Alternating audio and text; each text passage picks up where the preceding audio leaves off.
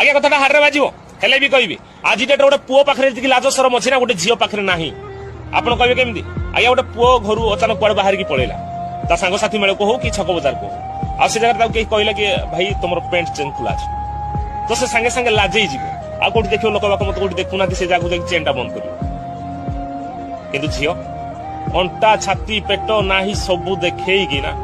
छक बाजार बुलुचन आ दोष दौरान पुओ मान कि पुओ नजरिया खराब पुओ मान चिंताधारा खराब आज डेट में मुझे गोटे पिला 10,000 टका दियो चढ़ी पिंधिकी तू मार्केट रे बोल गोटे पुओटा को कह चढ़ी गंजी पिंधिकी तू मार्केट रे बोल 10,000 कौन लक्षे देले भी से पुओ ना कहीं लाज लगे झील मान तो कहया पड़ूना